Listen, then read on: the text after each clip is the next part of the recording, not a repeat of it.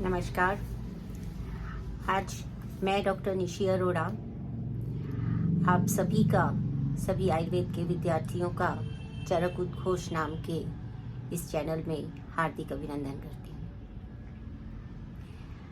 मेरा इतना सा ही परिचय है कि मैं आयुर्वेद एवं यूनानी तिब्बिया कॉलेज और हॉस्पिटल करोल बाग नई दिल्ली में पिछले 22 वर्षों से आयुर्वेद का अध्यापन कर रही हूँ और इस लंबे कार्यकाल में मैंने ऐसा पाया है कि जो विद्यार्थी आयुर्वेद में आते हैं वो इसे समझने का प्रयास तो करते हैं, परंतु बीच बीच में उनमें रुचि कम हो जाती है। इसमें थोड़ा सा भाषा की कठिनाई भी एक विषय होता है और रुचि का भी उत्पन्न होना थोड़ा सा मुश्किल होता है। प्रारंभिक समय में अधिक कठिन होता है, लेकिन फिर धीरे धीरे जब वो भाषा आदि आत्मसात होने लगते हैं और आयुर्वेद का महत्व समझ में आने लगता है तो विद्यार्थियों के लिए इस विषय को समझना सरल हो जाता है। तथापि चरक संहिता मेरा प्रिय विषय रहा है और मैं अपने सम्माननीय गुरु प्रोफेसर बनवारी लाल गौड़ जी, जो कि निदेशक भी रह चुके हैं national institute of Ayurveda Jaipur के और वाइस चांसलर भी रह चुके हैं जोधपुर आयुर्वेद यूनिवर्सिटी के, और इसके साथ साथ ही वो 5 से अधिक बार राष्ट्रपति द्वारा विभिन्न प्रकार के सम्मान प्राप्त कर चुके हैं और अन्य अनेक स्थानों पर अनेक मंचों से उन्हें विविध प्रकार के आयुर्वेद से संबंधित जो सम्मान है वो प्राप्त हुए हैं। और मैं उनके चरणों में बहुत बहुत अभिनंदन करते हुए, अपने श्रद्धा सुमन चढ़ाते हुए, उन्हीं के आशीर्वाद से आज इस चैनल को प्रारंभ कर पा रही हूँ। तो मैं उनका हार्दिक धन्यवाद करती हूँ, क्योंकि वो सदैव मेरे ऊपर अपना आशीर्वाद रखते रहे हैं और मेरे को पूरा विश्वास है कि वो आगे भी इस आशीर्वाद को बनाए रखेंगे। उन्हीं की प्रेरणा से ही मैं चरक संहिता में जो भी ज्ञान प्राप्त कर पाई हूँ, यह उन्हीं का दिया हुआ है। तो गुरु के चरणों में प्रणाम करते हुए और भगवान राम से भी ऐसा अनुमति लेते हुए कि आज रामनवमी के दिन मैं अपने विद्यार्थियों के लिए इस चैनल को प्रारंभ कर सकूं और इस उद्घोष के साथ ही मैं चरक संहिता को अधिक से अधिक इसका विश्लेषण आपके सामने इस प्रकार से कर सकूं कि आप इसे समझने में सक्षम रहें, ऐसा मेरा प्रयास है।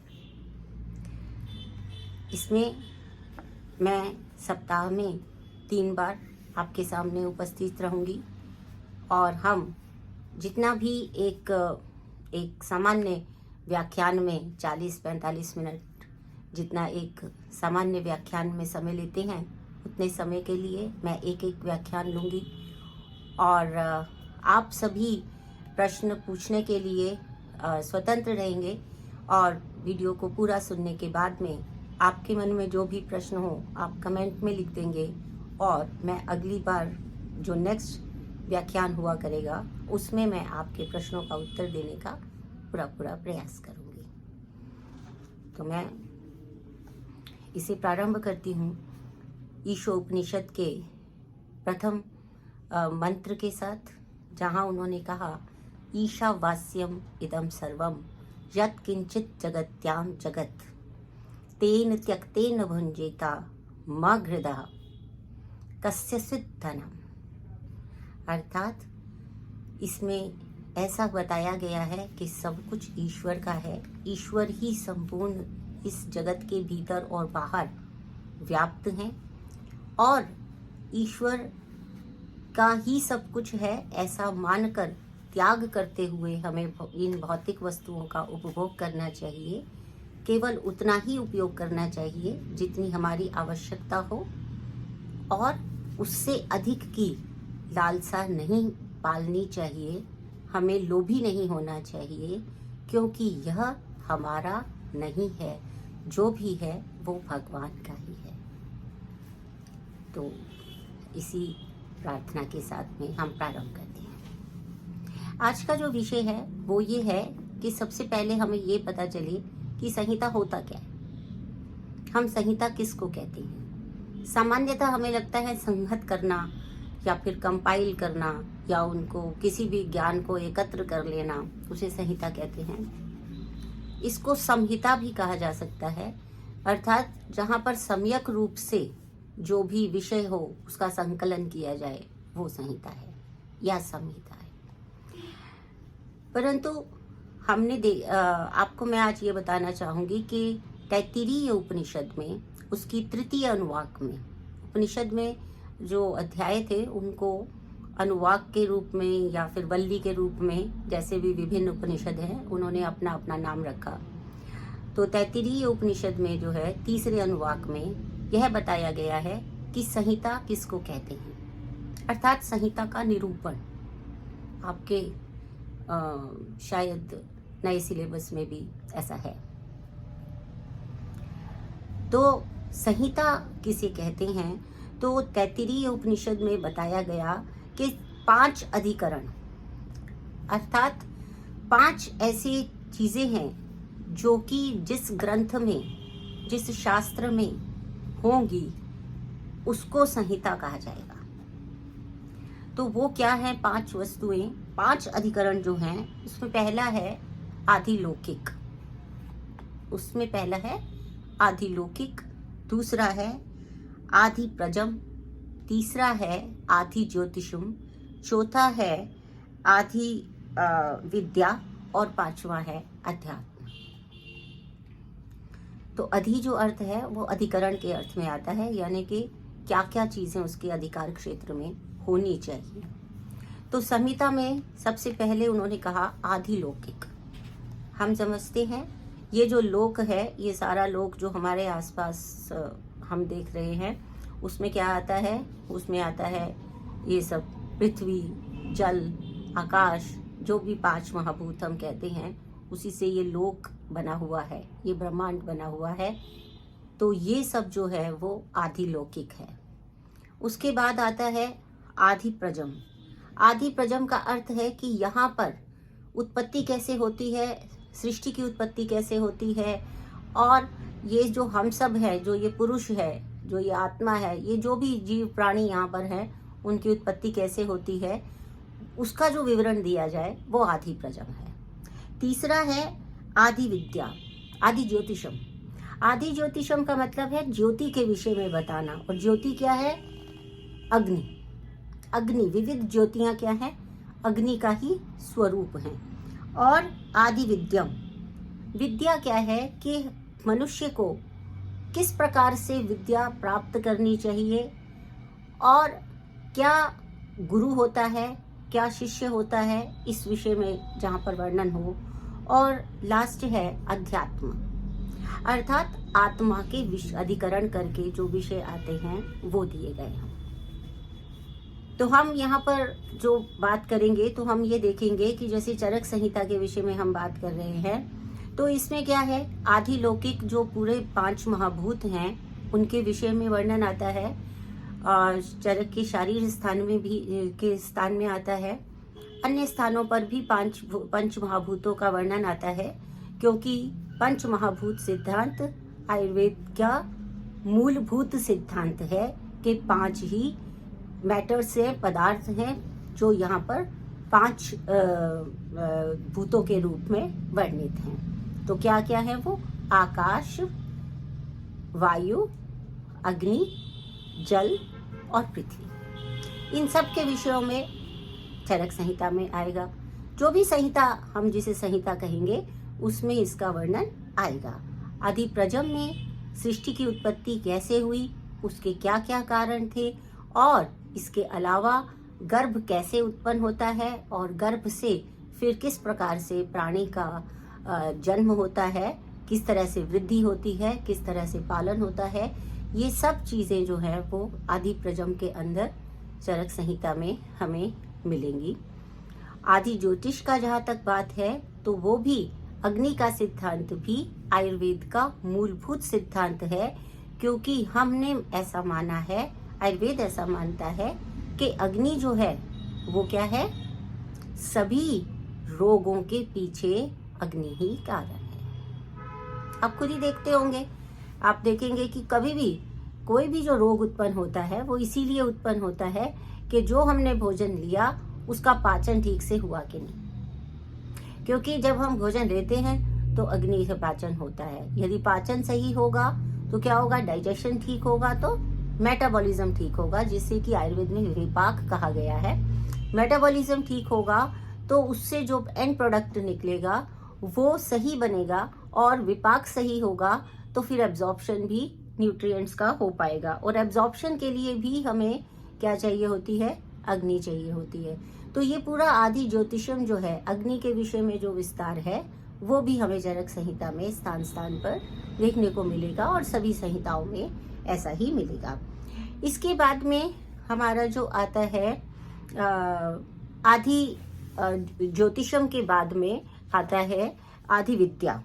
आदि विद्या के विषय में चरक संहिता में बहुत अच्छे से बताया गया है कि ज्ञान कैसे प्राप्त करना होता है, एक अच्छे आचार्य के लक्षण क्या होते हैं, एक अच्छे शिष्य के लक्षण क्या होते हैं, ज्ञान को प्राप्त करने के लिए किस प्रकार से अध्ययन और अध्यापन और डिस्कशन या संभाषा की विधियां होती हैं, ये सब चीज़ें हमें चरक संहिता में विभिन्न स्थानों में मिलेंगी।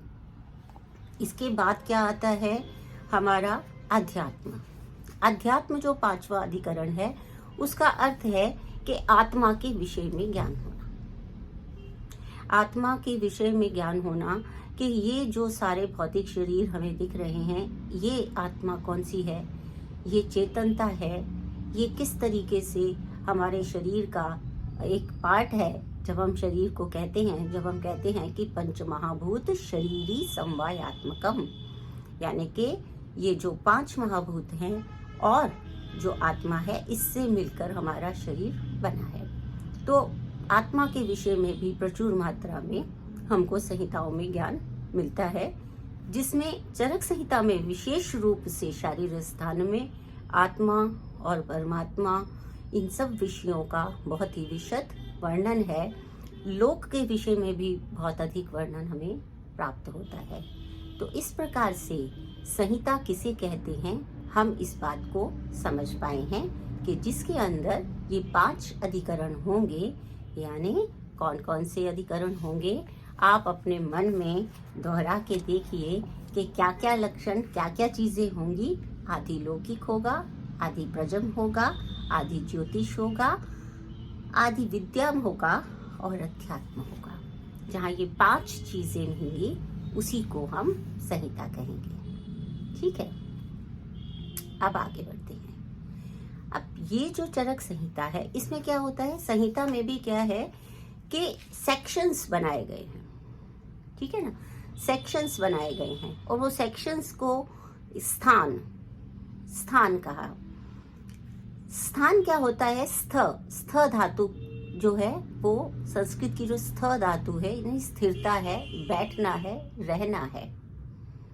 तो स्थिर रहना, स्थान कहाँ पे, उस स्थान पे, उस जगह पर, उस पार्ट में। ठीक है ना। तो इस सेक्शन में तो इन सबको जो कहा गया, उसका जो नाम दिया गया, संस्कृत नाम, हिंदी नाम आप कह लीजिए, वो है स्थान। और उन स्थान में एक विशेष विषय है, आगे बताती हूँ। जैसे कि ये जो चरक संहिता है, इसके अंदर जो स्थान है वो किस तरीके से बताए गए हैं। तो उन्होंने कहा कि तत्र अस्य अष्टौ स्थानानि, यहाँ पर चरक संहिता में जो स्थान है वो कितने बताए गए हैं, 8 स्थान बताए गए हैं। तत्र यथा, कैसे, लोक, श्लोक, निदान, विमान, शरीर, इंद्रिय, चिकित्सा, कल्प, सिद्धि स्थानानि, 8 स्थान बताए गए हैं।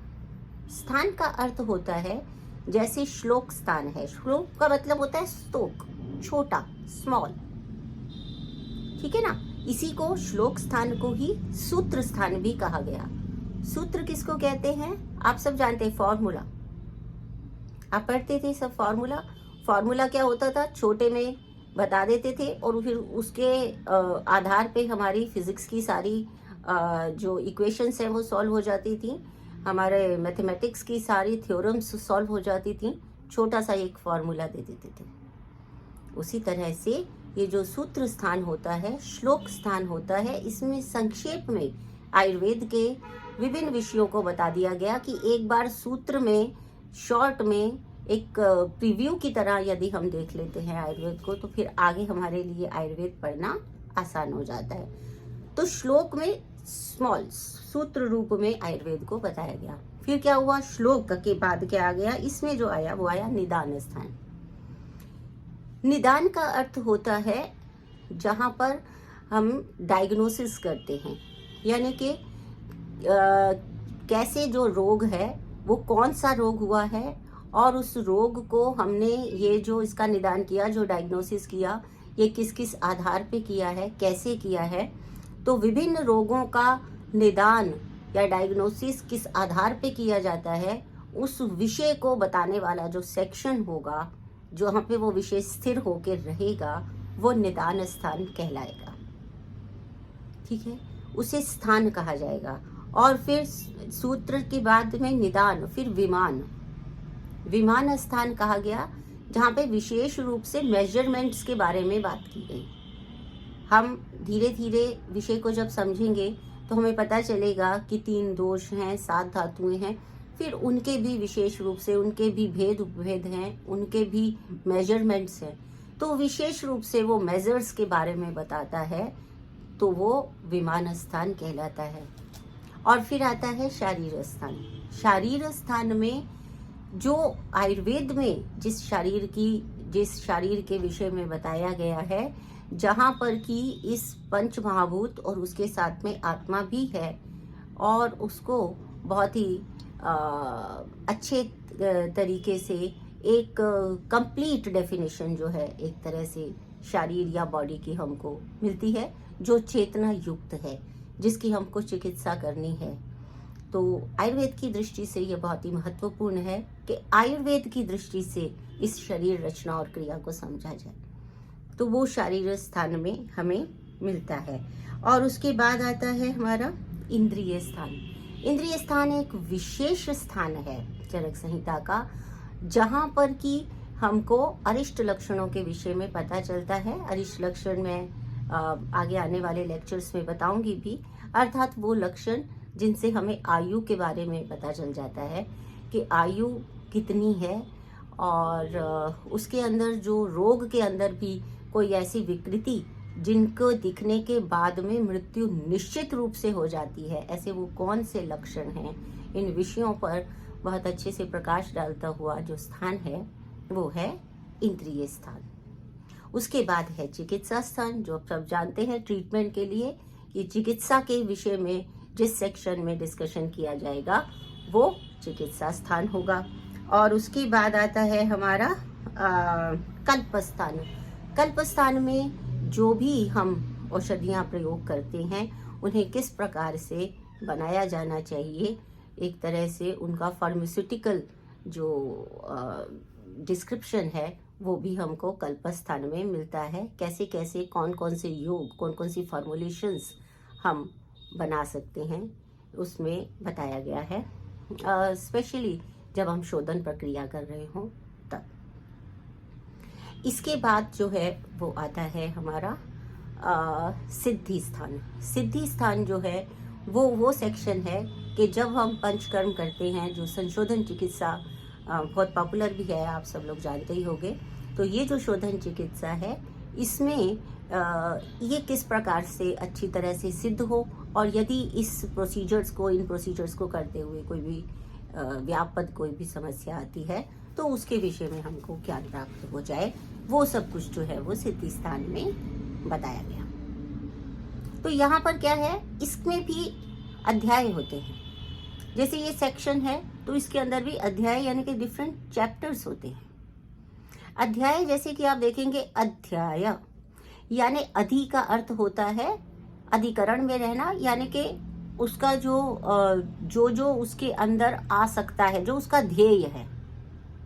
ध्येय क्या है, लक्ष्य क्या है, उस विशेष जो भी हम चैप्टर पढ़ रहे हैं, जो भी हम उसका उस पूरे सेक्शन का जो एक पार्ट है उसको नाम दिया गया अध्याय।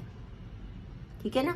जैसे एक तो एक पूरा चैप्टर है, एक पूरा स्थान है, एक सेक्शन है और सेक्शन के अंदर फिर चैप्टर्स हैं। तो पहला जो वो चैप्टर है उसका नाम अध्ययन या अध्याय है, क्योंकि वो क्या है, एक विशेष ध्येय के साथ लिखा गया वो हिस्सा है। ठीक है। जैसे जब ये सूत्र स्थान हम प्रारंभ करेंगे चरक संहिता का, तो पहले अध्याय का नाम है दीर्घं जीवितीयम अध्यायम व्याख्यास्यामः।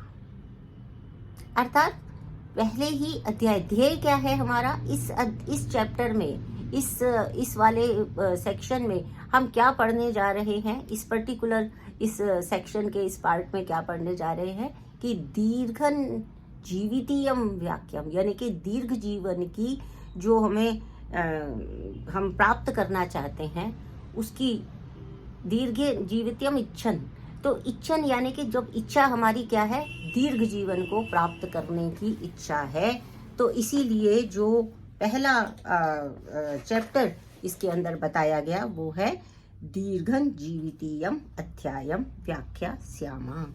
तो दीर्घम जीवितीयम जो अध्याय है दीर्घ जीवन की इच्छा के लिए जिसको हमने लिखा है यहाँ पर, चरक कहते हैं, उसका नाम है दीर्घं जीवितीयम अध्याय। तो वो है हमारा अध्याय, यानी कि किसी विशेष ध्येय के साथ में जो लिखा जाता है वो अध्याय कहलाता है।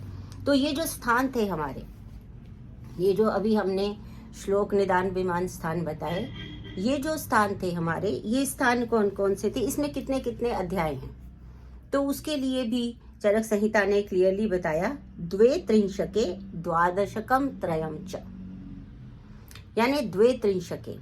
तो हमने जो पहला दो जो अध्याय हैं, वो दो जो स्थान हैं वो कैसे कैसे हैं, वो 30-30 अध्याय वाले हैं। ठीक है। और द्वादशकम त्रयम, तो दो जो हैं वो 3 जो हैं वो क्या क्या है, 12-12 उसके अंदर हमें अध्याय प्राप्त होंगे। और त्रीणी अष्टकान्येषु, और 3 ऐसे स्थान हैं जिसमें 8-8 अध्याय होंगे। समाप्ति रुक्ता, ऐसी समाप्ति है। तो फिर नीचे की लाइन में, इसी श्लोक की नीचे की लाइन में वो कहते हैं वो दो कौन से हैं, द्वे त्रिंशके। तो नीचे लिखा श्लोक औषध, यानी श्लोक स्थान या सूत्र स्थान में 30 अध्याय है और औषध या चिकित्सा स्थान में 30 अध्याय है। द्वे त्रिंशके द्वादशकम त्रयम, आगे आया द्वादशकम त्रयम, या 3 में जो 3 हैं उनके अंदर 12-12 अध्याय हैं। तो क्या कहा है उसमें, अरिष्ट विकल्प सिद्धि, अरिष्ट कल्प सिद्धि, यानी इंद्रिय स्थान, कल्प स्थान और सिद्धि स्थान में 12-12 अध्याय है। और उसके बाद 3 जो हैं, त्रीणी अष्टकान्येषु, तीनी अष्टकान्येषु कौन से हैं, निदान मान आश्रय संज्ञकेषु, यानी कि निदान स्थान, विमान स्थान, आश्रय यानी कि शारीर स्थान में 8-8 अध्याय हैं। इस प्रकार से ये चरक संहिता जो है संक्षेप में इसके अध्यायों के नाम और संख्या को एक ही श्लोक में उन्होंने बताया। तो ये एक स्थूल सा मोटा मोटा वर्णन जो है चरक संहिता का यहाँ किया गया। यही नहीं, इसके अंदर एक और विशेष बात है। एक और विशेष बात यह है कि जब सूत्र स्थान बताते हैं तो इसका जो सूत्र स्थान है उसका वर्णन चतुष्क में किया गया।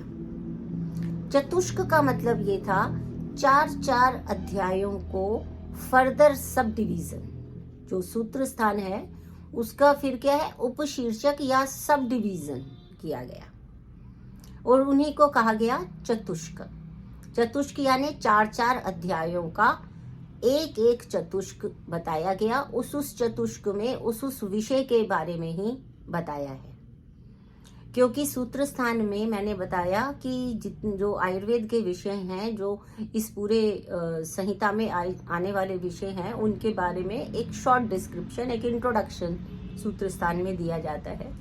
तो उसी में उन्होंने उसको फिर सब डिवीजन करके चतुष्कों में बांट दिया। और ये जो श्लोक स्थान है या सूत्र स्थान है, इसको शिरा स्थान भी कहा है सॉरी उत्तम स्थान भी कहा है, क्योंकि ये श्लोक स्थानम समुद्दिष्टम तंत्रस्य अस्य शिरः शुभम, ये इस तंत्र का शिरः शुभम सिर है, उत्तम है। ये जो श्लोक स्थान है उत्तम पार्ट है। तो इसमें क्या होता है, चतुष्का नाम मह अर्था नाम, बहुत ही बड़े बड़े अर्थों वाला जो है वो ये 7 चतुष्कों में बांटा। 7 चतुष्क में बांटने से 28 अध्याय हुए और 2 जो हैं वो संग्रह अध्याय माने गए। तो यहाँ पर जो चतुष्क थे, जो सबसे पहला चतुष्क है, तो इसमें उन्होंने कैसे इसको भी श्लोक के माध्यम से बताया। मैं यहाँ पर सभी विद्यार्थियों से अनुरोध करना चाहती हूँ कि जो भी श्लोक हम याद पढ़ते हैं, उन श्लोक को आप अगर याद करने का प्रयास करेंगे, स्मरण रखने का प्रयास करेंगे तो लाभ होगा। ये जितना भी डिस्क्रिप्शन मैं आपको, ये सूत्र इस के स्थान के नाम क्या है, स्थान के संख्या क्या है, और ये जो सूत्र स्थान है इसके चतुष्क कौन से हैं और इसको उत्तम स्थान कहा गया है, ये सभी श्लोक आपको चरक संहिता सूत्र स्थान के 33वें गद्य में से लेकर और फिर आगे चलकर जो है 45 नंबर श्लोक तक आपको ये सारा डिस्क्रिप्शन मिलेगा। तो आप अपनी पुस्तक चरक संहिता के सूत्र स्थान के इन श्लोक को पढ़कर इन्हें याद करने का प्रयास करेंगे। और जहाँ कहीं भी आपको मुश्किल आएगी, कठिनाई आएगी, चाहे वो हिंदी के शब्द हों या संस्कृत के शब्द हों, आप प्लीज़ उसको जो है इस वीडियो को देखने के बाद उसके कमेंट सेक्शन में आप लिख सकते हैं, ताकि अगले लेक्चर में मैं उनको एक एक करके दूर करने का प्रयास करूंगी। तो इसी में जो श्लोक नंबर 44 है वो बताता है, औषध स्वस्थ निर्देश कल्पना रोग योजना चतुष्कः षट क्रमेण उक्ताः सप्तमश्च अन्नपानिकः। अर्थात 30 अध्याय जो श्लोक स्थान के या सूत्र स्थान के हैं, उसको इस तरह से चतुष्कों में बांटा, यानी 4-4 का एक ग्रुप बना दिया, एक समूह बना दिया। ये समूह उस विशेष विषय के साथ में जुड़ा हुआ होगा। उस विषय का पूरा डिस्क्रिप्शन उन 4 अध्यायों में मिलेगा। जैसे पहला होगा औषध, दूसरा होगा स्वस्थ चतुष्क, तीसरा निर्देश औषध स्वस्थ निर्देश, कल्पना चतुष्क रोग, और कल्पना रोग योजना चतुष्क हो गया। तो ये 6 हो गए क्रम से। और उसके बाद जो है औषध स्वस्थ निर्देश कल्पना रोग योजना सब चतुष्कः षट क्रमेण उक्ता सप्तमश्च अन्नपानिका, 7वां क्या है, अन्नपानिका है। और फिर आ गए 28 अध्याय हो गए, 7 × 4 = 28। और 2 जो बाद के हैं, द्वौ च अन्त्यौ संग्रह अध्यायम इति, ये जो है त्रिंशकम अर्थवत। इस तरह से ये अर्थवान जो 30 अध्याय हैं उनका डिस्क्रिप्शन यहाँ पर कर दिया गया है। तो आज के इस जो अध्याय है, आज का ये जो लेक्चर है, इसको मैं यहीं पे समाप्त करूँगी, क्योंकि इसमें जो भी विषय हमने किए हैं, जैसे कि संहिता का निरूपण किया है, संहिता किसे कहते हैं, उसके क्या 5 अधिकरण वहाँ पर होने चाहिए, 5 विषय किसी भी संहिता में होने चाहिए, उसके विषय में हमने पढ़ा।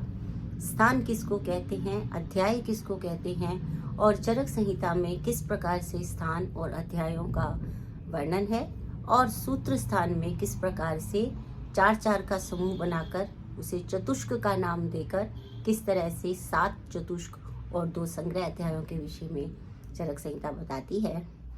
तो इसको आप अपने पास रिपीट करने का, रिवाइज करने का प्रयास कीजिए, एक एक दिन छोड़कर, यानी कि ट्यूसडे, थर्सडे, सैटरडे में ये लेक्चर्स मैं लिया करूँगी और आपसे फिर से अनुरोध है कि इसको ध्यानपूर्वक सुने और जो भी प्रश्न आपके उत्पन्न होते हैं उनको इसके कमेंट बॉक्स में लिखें।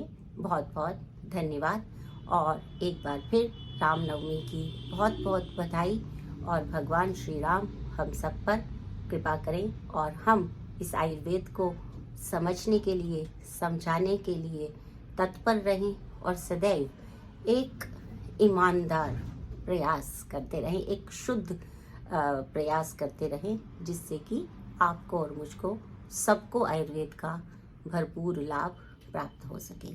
बहुत बहुत धन्यवाद।